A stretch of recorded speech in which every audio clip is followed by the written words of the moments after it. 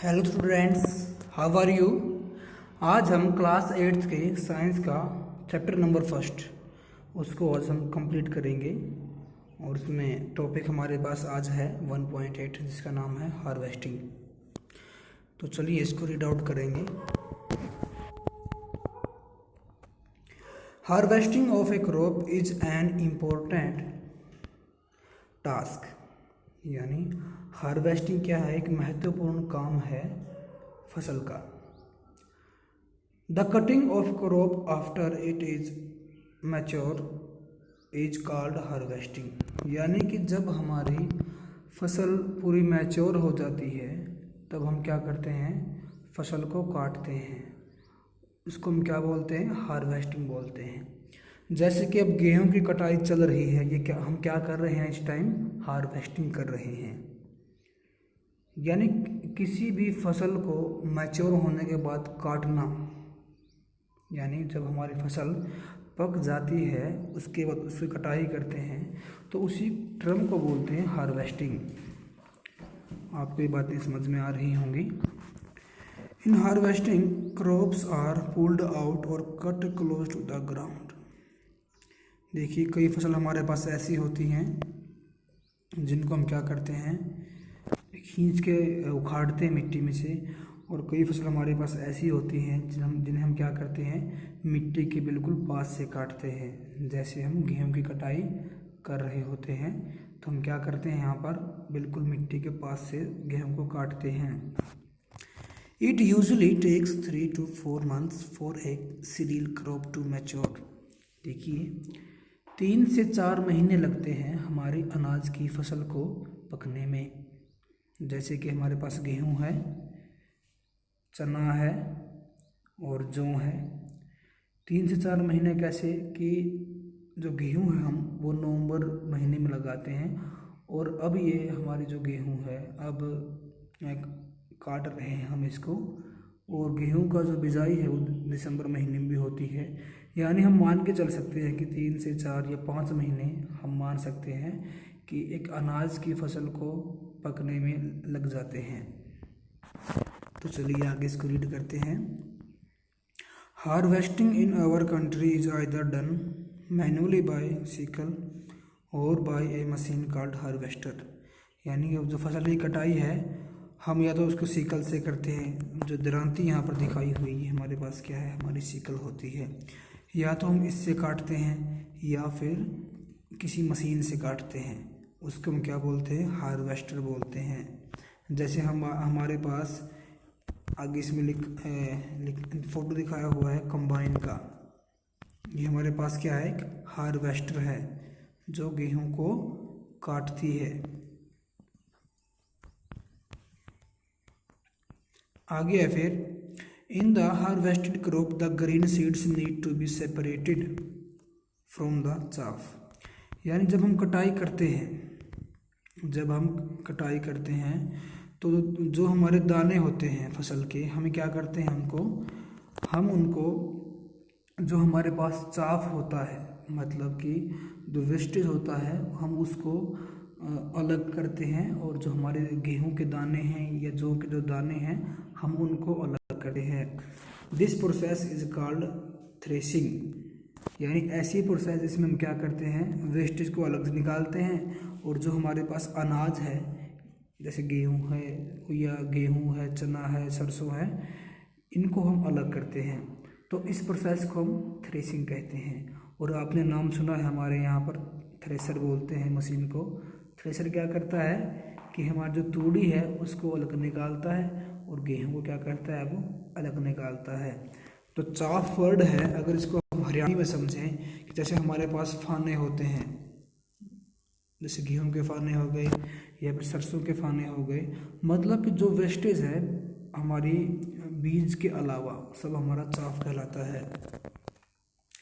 This is carried out with the help of machine called combine which is in fact a harvester as well as thresher. देखिए, जो हमारे पास thresher होता है उसमें हम क्या करते हैं, सबसे पहले जो फसल डालते हैं वो हम खुद काटते हैं, या फिर जो रीपर होते हैं उससे कटवाते हैं। यहाँ पर थ्रेशर क्या काम करता है कि गेहूं के दाने अलग निकालता है और जो चाफ है तूड़ी वगैरह उसको अलग से निकालता है। लेकिन जो हमारे पास कंबाइन होती है ये साथ में कटाई भी करती है और साथ में थ्रेसिंग भी करती है, मतलब कि ये काटती भी है और हमें जो अनाज होता है हमारा उसको चाफ से अलग भी करती है। और ये सब आप देखते हैं अपने आसपास, और अभी सीजन है इसमें आप आसपास इनको देख भी रहे होंगे कि आसपास हमारे यहाँ पर कंबाइन लगी हुई हैं। तो यहाँ पर एक क्वेश्चन ये उठता है, after harvesting sometimes stubs are left in field which are burnt by farmers, the hilly is worried, she knows that it causes pollution, it may also catch fire and damage the crops lying in the fields। देखिए यहाँ पर question ये उठता है, जैसे कि अब ये कंबाइन लगी हुई है तो क्या करती है, ये गेहूं को ऊपर ऊपर से काटती है, लेकिन जो नीचे स्टब्स बचते हैं, स्टब्स क्या होते हैं, हमारे फाने होते हैं जो नीचे बच जाते हैं, तो किसान क्या करते हैं, इन फानों को जलाते हैं। लेकिन यहाँ पर चिंता का विषय ये है कि जो फाने होते हैं वो जब उनको जलाते हैं तो उससे क्या होता है, हमारी जो मिट्टी होती है वो गर्म हो जाती है, और जो मिट्टी का जो टेक्सचर होता है, जो उसकी उपजाऊ शक्ति है वो होती है, और हमारे यहाँ आसपास क्या होता है, उसके धुएं से पोल्यूशन होता है, यानी एयर पोल्यूशन भी इससे फैलता है। अगर बाई चांस हम फाने जला रहे हैं और आसपास अपने यहाँ पर कोई फसल खड़ी है, जैसे गेहूं के फाने को हम जला रहे हैं और हमारे आसपास गेहूं खड़ी है किसी नाइबर की या किसी पड़ोसी की, जो जिसकी अभी तक कटाई नहीं की है, तो आस पड़ोस में उससे आग लग सकती है, तो हमें ऐसा नहीं करना चाहिए। अब देखिए आगे, farmer with small holdings of land do the separation of grain and chaff by winnowing, you have already studied this in class 6th। देखिए विनोइंग होता है, इसमें जो मशीन है ये हमारी विनोइंग मशीन है, इसमें एक मोटर लगी होती है और एक पंखी लगी होती है। जैसे कि हम क्या करते हैं, गेहूं को घर पे लेके आते हैं और जब धान को हम मंडियों में लेकर जाते हैं वहाँ पे आपको ऐसी मशीन देखने को मिलेगी।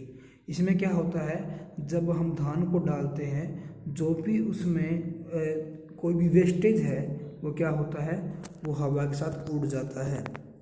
ये आपने मंडी में आप जब भी गए हो तो आपने वहाँ पर देखा होगा। देखिए ये मशीन तो हमारे पास हैंडल वाली है जिसको हम हाथ से घुमाते हैं, लेकिन आजकल जो मशीनें हैं वो बिजली वाली आ गई हैं जिनमें मोटर लगी होती है, यानी कि जिनके पास थोड़ी मात्रा में अनाज है वो इन मशीनों का यूज करते हैं। तो चलिए आगे,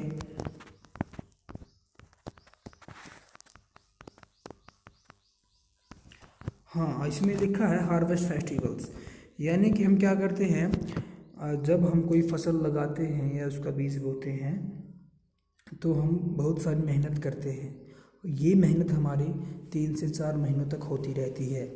लेकिन जब हमारी फसल पकती है तो किसान हैं जो, उनके मन में खुशियाँ होती हैं कि हमारी फसल अच्छी खड़ी है।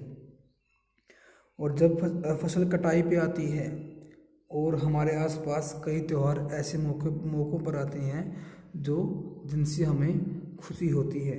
ऐसे कई सारे त्यौहार हमारे पास होली है, बैसाखी है, दिवाली है, नबन्या एंड बिहू, यहाँ पर हमारे साउथ इंडियन फेस्टिवल्स हैं। मतलब कि कई त्यौहार हमारी फसलों के बीच में आते हैं जिनसे हमें काफ़ी अच्छा लगता है, हमें खुशी महसूस होती है। और बैसाखी तो बिल्कुल जब कनक जो हमारी गेहूँ होती है जब वो पक जाती है तभी बैसाखी का त्यौहार आता है 13 अप्रैल को। चलिए हमने जैसे यहाँ पर रीड आउट किया है कि बीज लगाते हैं, टीलिंग करते हैं, इरिगेशन करते हैं। अब हमने यहाँ पर हार्वेस्टिंग भी कर ली, यानी कि फसल की कटाई भी कर ली। अब हम क्या करेंगे, जो फसल हम काट कर घर पे लेके आए हैं निकाल कर, तो हम उनका स्टोरेज करेंगे। लेकिन स्टोरेज कैसे करेंगे वो यहाँ पर देखेंगे, कैसे सीखेंगे हम स्टोरेज करना। तो चलिए इसको रीड आउट करते हैं। Storage of produce is an important task, यानी कि जो हमारे पास प्रोडक्शन हुआ है उसका स्टोरेज करना बहुत ही महत्वपूर्ण काम है। If the harvested grains are to be kept for longer time, they should be safe from moisture, insects, rats and microorganism. यानी अगर हमें अपने जो ग्रेन है, जो अनाज है, उसको लंबे समय तक रखना है तो हमें उसको नमी से, कीड़े मकोड़ों से, चूहों से और हमारे पास जो छोटे जीव हैं उनसे उसको बचाना होगा। Harvested grains have more moisture. जैसे हम फसल काटते हैं, उसको घर पर लेके आते हैं तो उसमें काफ़ी सारे मॉइस्चर होते हैं, उसमें नमी होती है। ये freshly harvested grains are stored without drying, they may get spoiled और attacked by organism making them unfit for use और फॉर जर्मिनेशन। अगर हम जैसे कि अब गेहूँ निकाल कर आए हैं खेत से और उस गेहूँ को हम आते ही क्या करें, उसको स्टोर कर दें टंकी के अंदर, तो क्या होगा कि जो हमारे पास नई गेहूँ हमने निकाली है उसमें काफ़ी नमी होती है। वो नमी क्या करेगी, वो नमी उस अनाज को, उस गेहूं को ख़राब कर देगी और जो हमारे आगे जो टाइम आएगा तब तक वो ख़राब हो जाएगी और हमारे खाने के लायक नहीं रहेगी। और जो गेहूं के दाने होंगे वो आगे, उनको हम आगे बीज के रूप में इस्तेमाल भी नहीं कर सकते। यानी जब भी हम नया अनाज खेत से लेकर आते हैं तो हमें उसे सुखाना पड़ता है। Hence, before storing them, the grains are properly dried in the sun to reduce the moisture in them. हम क्या करेंगे, जैसे ही हम फसल घर पर लेकर आते हैं तो हम इसे धूप में सुखाएंगे ताकि जो उसमें नमी है वो दूर हो जाए। This prevents the attack by insects, pest, bacteria and fungi.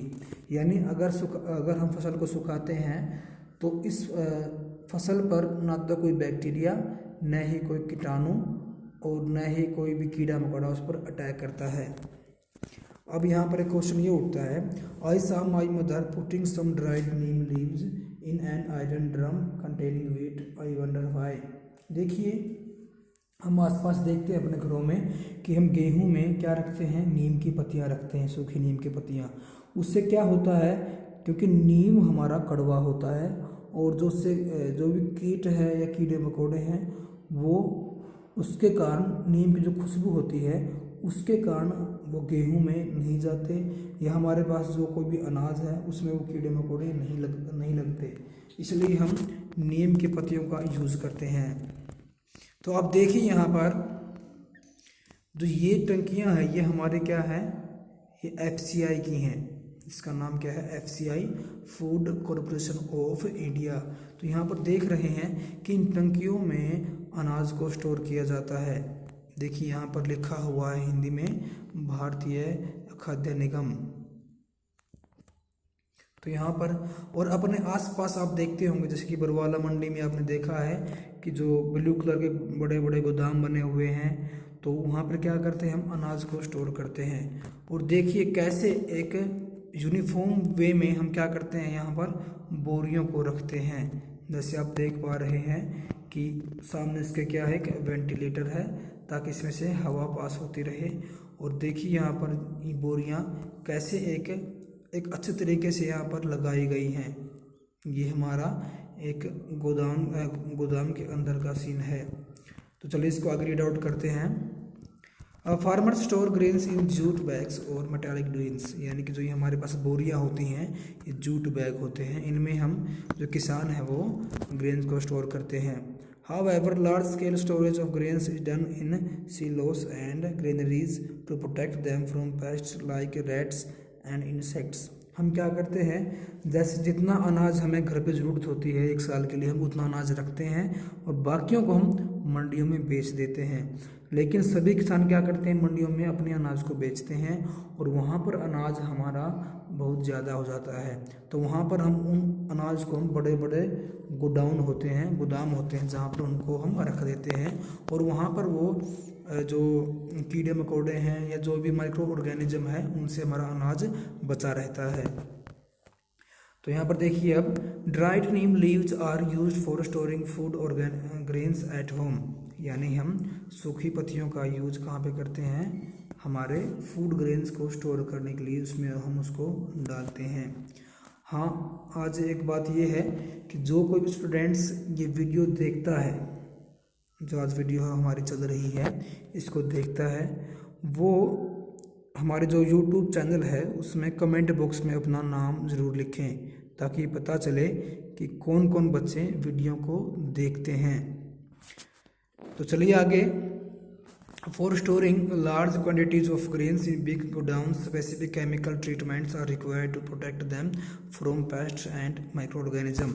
यानी कि जो घर में हम क्या करते हैं, नीम की पत्तियों का यूज करते हैं, लेकिन ये बहुत ही एक स्मॉल स्केल पे है, एक छोटे पैमाने पे है। लेकिन जो बड़े बड़े गोडाउन है वहाँ पे क्या करते हैं, हम केमिकल का यूज करते हैं। जैसे कि कोई भी स्प्रेड है, कोई जो भी स्प्रे है जिसका हम स्प्रे करते हैं वहाँ पर, या कोई भी मेडिसिन है जो हमें चींटियों से, कीड़े मकोड़ों से बचाती है और जिससे हमारा अनाज बचा रहता है।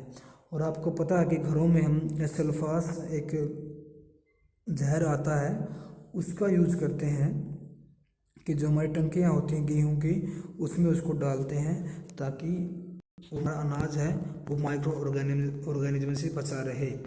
तो चलिए नेक्स्ट।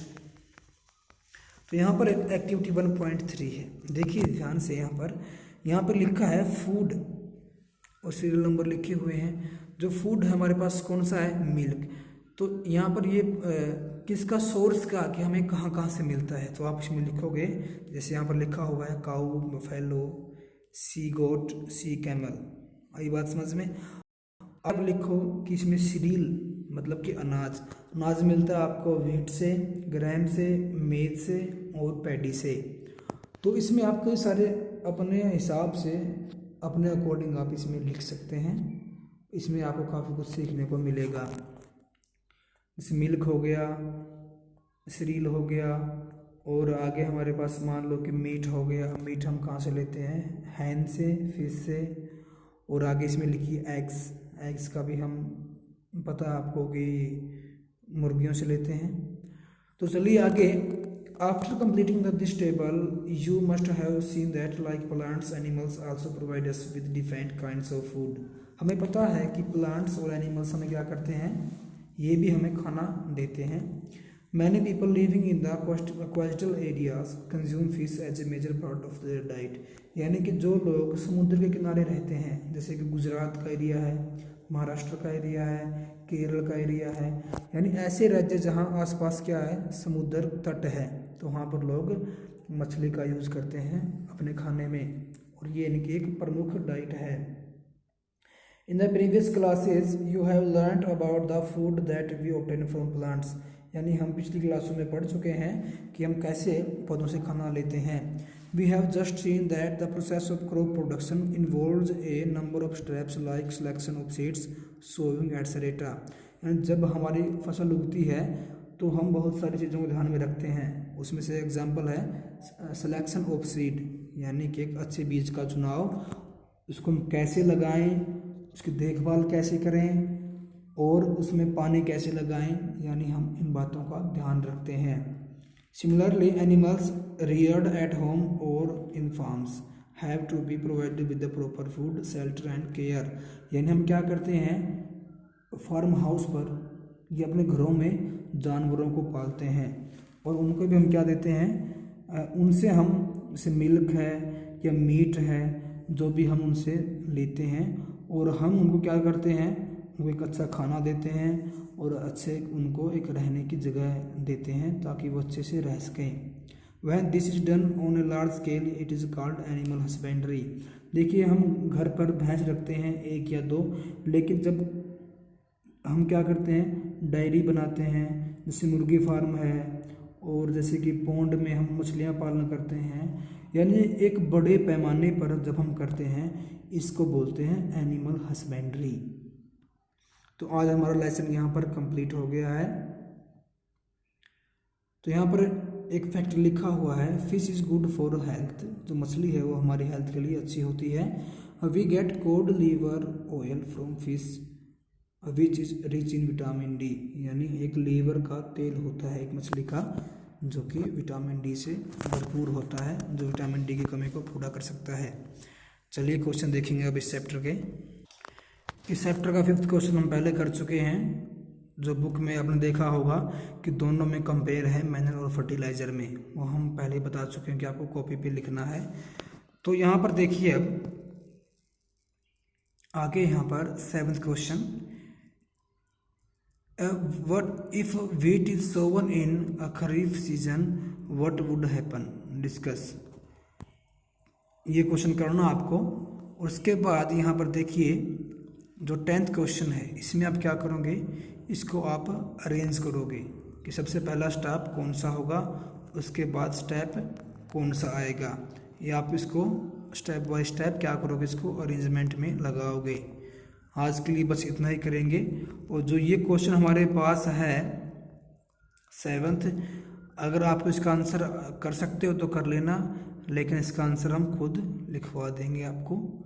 तो आज बस इतना ही करेंगे और मुझे आशा है कि आपको ये लेसन समझ में आ गया होगा।